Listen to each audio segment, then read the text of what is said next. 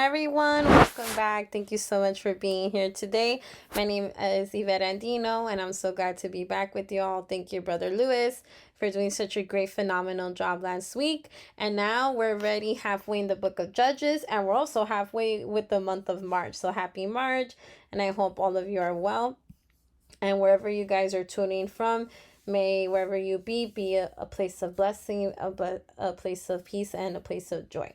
So for today's 365 Days with Jesus, also known as Reading the Bible in a Year Challenge, we're reading the chapters of Judges, chapters 12, 13, 14, and 15.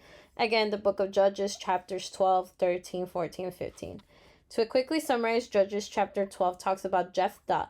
And in yesterday's video with Lewis, in Judges 11, Jephthah is the 9th judge of Israel. This is before monarchies or before kings come in place in Israel. We'll read that a little better in the book of 1 Samuel. I apologize. So the book of Judges, I apologize again, chapter 12 talks about Jephthah and his successors.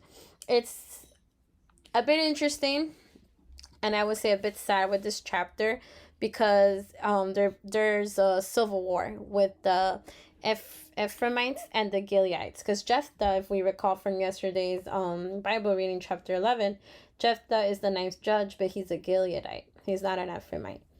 So the Ephraimites were, to summarize chapter 12, the Ephraimites were upset with the Gileadites and with Jephthah because they fought with the Ammonites, which is one of the enemy nations against Israel. And the Ephraimites like, hey, why did you guys fight them yourselves and didn't ask for help? And then, so now we want to burn all of you guys up and kill you guys, because we are a nation, we're brothers, we're different tribes, but we're family. And for you guys to strike this war battle with our enemy land without us is like an insult to us, you know? And the saying goes, right? Divide and conquer became very handy in this chapter. Very sad to see the reality of it, of the truth of that statement. Division, you can conquer, unfortunately.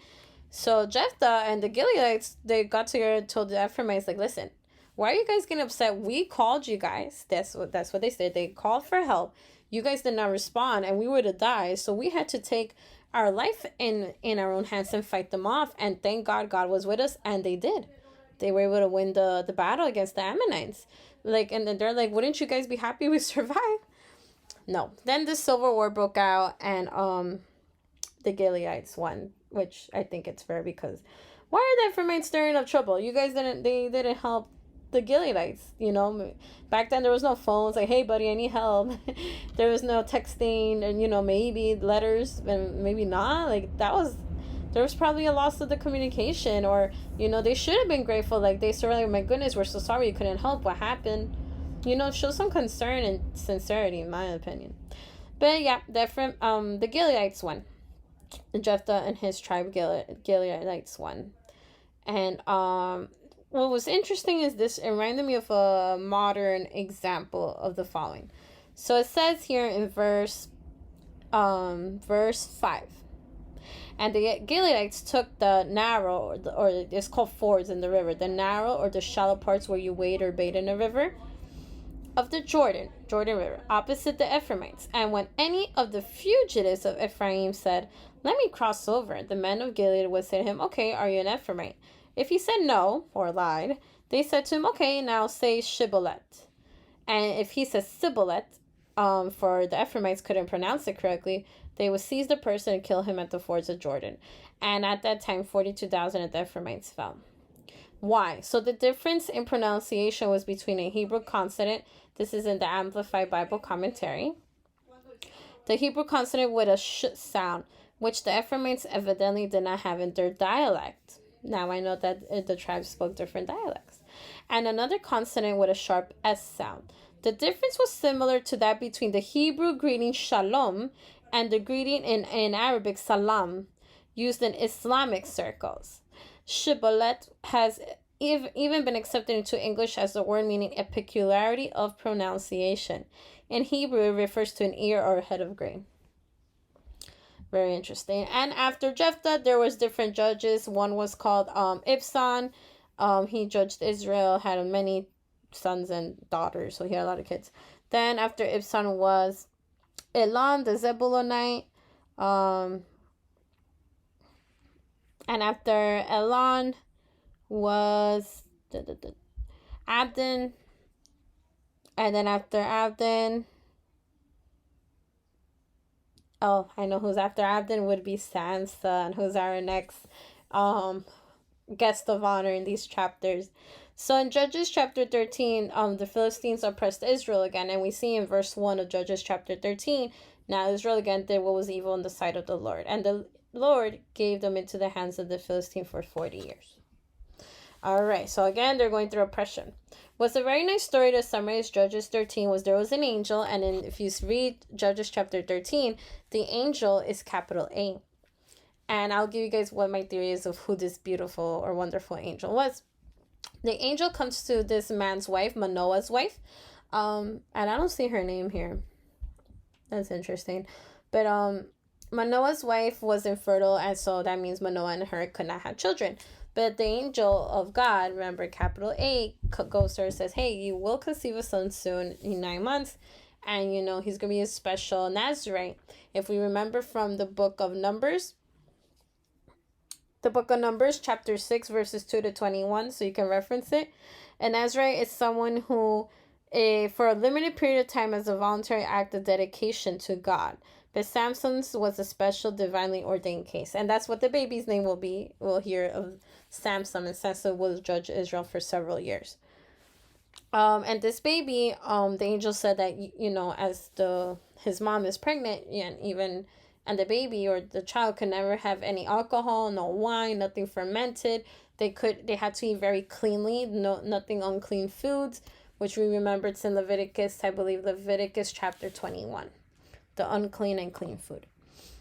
Now, when his Manoah's wife tells Manoah, hey, I got this visitor from God as an angel, told me that we're going to have this baby, we have to do this and this, and not do this and this. Manoah's like, wow. So he pleads God and gives us nice prayer to God and says, please allow the angel to come back and present and tell us what we need to do. The angel comes back and says, yes, what I told your wife, she has to do. So she's absolutely correct. And, he's going to be used for God's mission, and he's going to help Israel be free from the Philistines. So Manoah is very grateful. And he tells the angel of the Lord, hey, can we keep you a little longer? Like, give you some food? Like, here, we're going to have this goat for dinner, and we want to give it to you in your honor. And the angel of the Lord is like, no, if you want that goat to be used, use it for an offering for God. And it says in one of the verses that the angel does wonderful wonders in front of Manoah and his wife. One of the wonders was when they burned the goat to offer to God, the flame was so high it hit heaven, and the angel went with the flame. And what was interesting is when Manoah had his wife told Manoah the first appearance of the angel, she's like, but I don't know his name. He didn't give me his name. Then Manoah asks him, what is your name? And the angel, capital A, quote unquote, says, why do you ask my name? Verse 18, seeing it is wonderful, miraculous. And in the King James Version, 1960, in English and Spanish, it says, why you want to know my name if my name is in secret? All right. And it even says in the Amplified Version that it could be the angel. Angel has been capitalized here to reflect the likelihood that it is God appearing in a visible form. See verses 22 and note Genesis 16 verse 7. And as the baby was born, Samson was born, and he was growing, it says, the woman gave birth in due time, 9 months, to a son, and named him Samson. And the boy grew, and the Lord blessed him. And the Spirit of the Lord began to stir him at times in Mahaneh-dan, between Zorah and Eshtaol. Interesting. So it actually says here at the end that the Spirit of God will stir him, and stir someone up in English means when you kind of get them in trouble or provoke them. And it says in Amplified Version, or trouble. Samson's marriage. So, and now we're in Judges chapter 14. So Samson goes to this Philistine city called Timnah. He checks out one of the Philistine women. Like, hey, she looks good. And she even tells her dad, Mom, bring me this lady. I want her to be my wife. I guess that was the customs back then. Very Interesting. And it was very respectful to at least tell your parents, hey, I really want to marry this lady. I know you're not gonna like her, but I still want to marry her. Kind of like a courtesy. And his parents are like, no, like, why do you want to marry this lady? Like, she's one of the Philistines. Like, she's not one of our own, unequal yoke. Like, that's part of God's orders. We had to marry those with the same faith as us. And he's like, nope, I like her. And he even says, I saw her with my eyes. She was pleasing in my eyes. I want her. So Samson, the Holy Spirit allows this trial for Samson.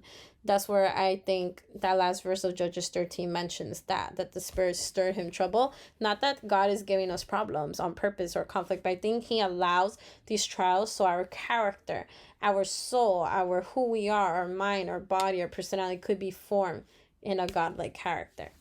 Because remember, when we go to heaven, we're not bringing this corrupt bodies, we're bringing our character. So that is what I think, what it means that it says the Spirit will stir him in trouble. So Samson sees a lion, and in order to defend himself, he kills the lion like nothing. And it says in the Bible, in Judges 14, he killed the lion like if it was a small little goat. So his strength was so strong, he killed the lion so quick like if it was a tiny little goat. So very, very, very wondrous thing of his like super strength. So then Samson, the lion, though, the carcass starts to have bees, right? Because carcasses, bees, and like different scavengers starts eating the corpse.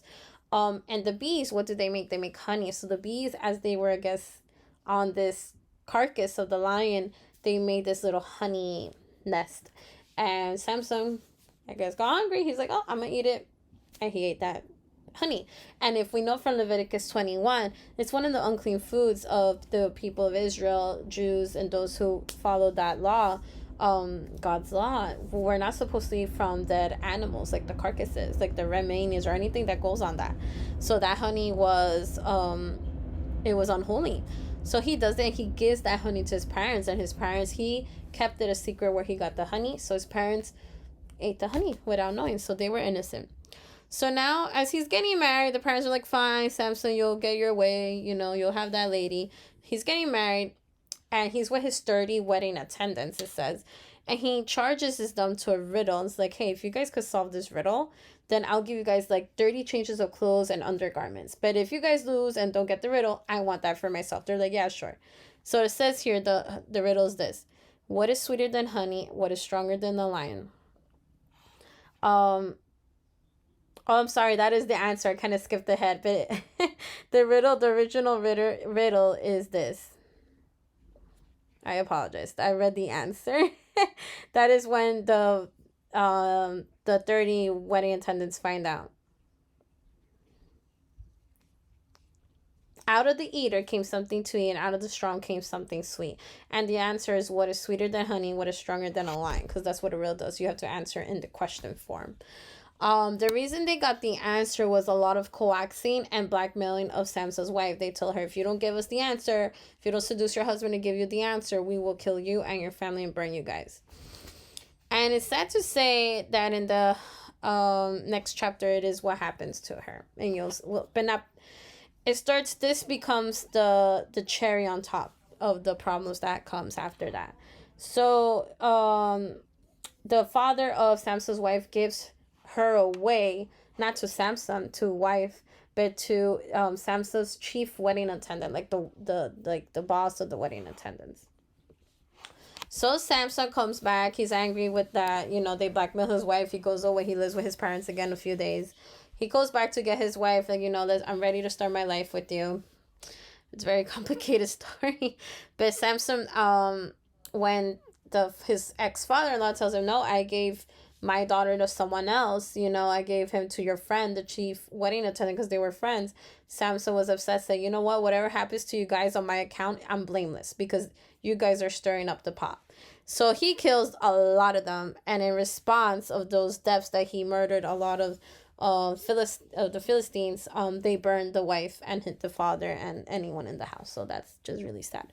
So not that he Actually, Samson, sorry, I'm mixing it up a bit. Samson kills them, a lot of them at the end, those who stirred up the pot. But he actually what he does is he gets like thousands and thousands of foxes and makes these burning little bombs on them, so the foxes are running through all their crops, and Samson burn out all the Philistine crops. So in response, the Philistine kills his wife and their family, and in response, Samson sheds even more blood and kills all of them and more.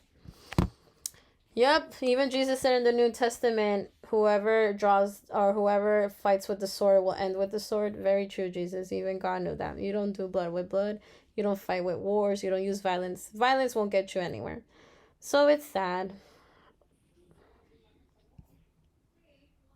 And then he actually kills the people with the jawbone of a donkey, and it says in verse 16, with the jawbone of the donkey, heaps upon heaps, or bodies upon bodies. With the jawbone of a donkey, I struck down 1,000 men.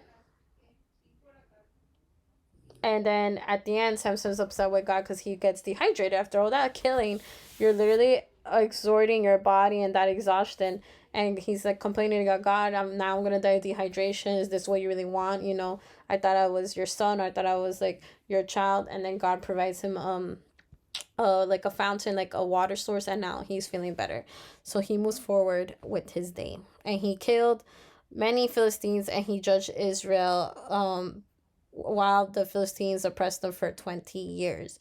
You're probably wondering why just 20 years. We'll find out for tomorrow what happens with Samson and his story. So always obey God's word, or God's word and his laws to protect us, not to limit us. And may we be careful what our eyes see, just like the little hymn says for the kids. And just be mindful. And I hope you guys enjoyed this engaging summary. May we continue to read our Bibles. I'm very excited to see what's next. And thank you, everyone. Have a good night, or a good afternoon, or a good day. God bless.